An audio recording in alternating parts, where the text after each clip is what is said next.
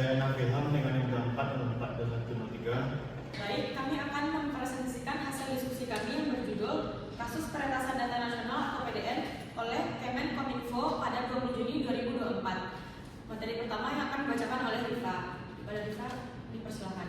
Baik, saya Rita Piotari akan menjelaskan materi pertama, yaitu Kemenkominfo sebagai pengelola PDN telah menyatakan bahwa peretasan terjadi pada tanggal 7 Juni 2024. Peretasan terjadi akibat adanya serangan cyber oleh BrainCipher dengan menggunakan ransomware, yakni perangkat lunak yang bekerja dengan cepat seperti virus untuk dapat menginskripsi sebuah data.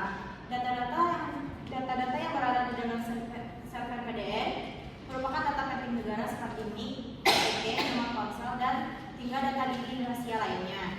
Serangan ransomware meningkatkan potensi kebocoran data PDN, gangguan sistem, hingga kerugian finansial bagi suatu negara. Baik, saya akan kembalikan kepada moderator. Baik, materi kedua yang akan dibacakan oleh saya sendiri. Badan Cyber dan Sandi Negara atau BSSN menyatakan bahwa peretasan terjadi akibat kelalaian tata kelola sistem yang buruk oleh Kemenkominfo yang tidak membuat backup atau cadangan terhadap data yang tersimpan di dalam server PDN. Kebocoran data yang terjadi saat itu sudah menandakan adanya kekacauan dalam pengelolaan cyber security.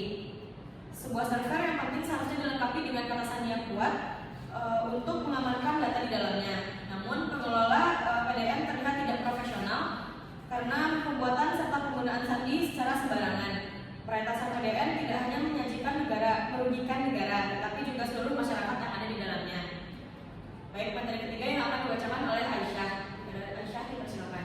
Baik, di sini saya akan membacakan tentang dampak-dampak yang terjadi akibat kasus kebocoran data. Yang pertama yaitu kepercayaan masyarakat akan menurun kepada pemerintah dan masyarakat akan mempertanyakan bagaimana kinerja pemerintah dalam penanganan kasus tersebut. Terutama jika ada kehilangan data karena tidak adanya backup data. Hal ini akan menyebabkan terjadinya masalah dalam jangka panjang di kemudian hari. Yang kedua yaitu pemerintah akan menjadi sasaran empuk bagi peretasan di kemudian hari. Yang ketiga yaitu negara lain yang mengetahui kasus pembobolan di Indonesia akan kehilangan kepercayaan untuk bekerjasama dengan Indonesia karena mereka menganggap Indonesia tidaklah aman. Indonesia juga akan terancam mengalami kekurangan investasi yang akan masuk ke Indonesia dan ekonomi Indonesia juga terancam berkurang. Baik, saya kembalikan kepada moderator. Baik, materi keempat yang akan dibacakan oleh Nadila. Kepada Nadila, dipersilakan. Pada undang pengaturan data perlindungan data pribadi, pemerintah mengeluarkan Undang-Undang Nomor 7 Tahun 2022 tentang perlindungan data pribadi (UU PDP) yang memberikan perlindungan terhadap data-data dalam server PDN. Pasal 1 ayat 2 UU PDP menyatakan bahwa perlindungan data pribadi adalah sebuah upaya untuk melindungi data hingga menjamin pemrosesan data pribadi seseorang dengan aman. Proses perlindungan data pribadi akan dilakukan oleh pengendali data pribadi dalam pasal 1 ayat 4. UU PDP disebutkan salah satunya adalah pemerintah. Dengan begitu dalam server PDN berisikan data-data pribadi milik masyarakat seharusnya dijaga dan dilindungi sebaik mungkin oleh pemerintah. Baik, materi keempat yang akan dibacakan pada Hanafi, dipersilakan.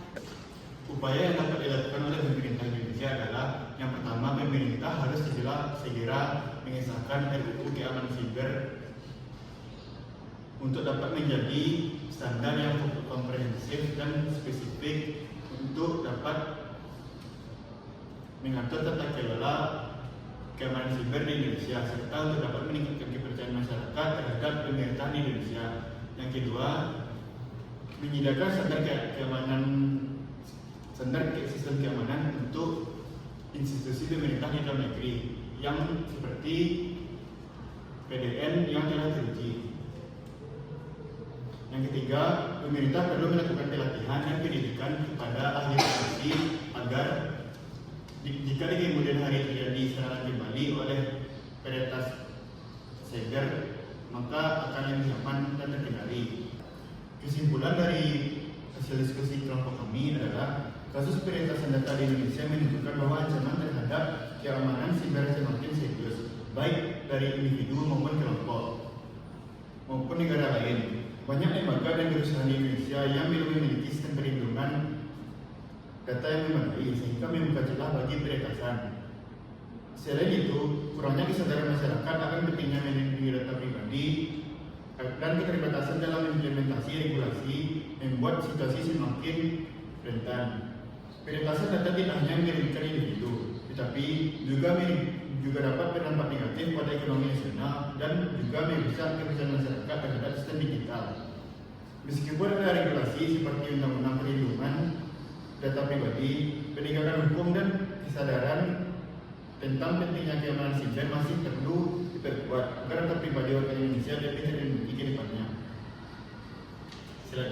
Selanjutnya saya akan berikan kepada moderator.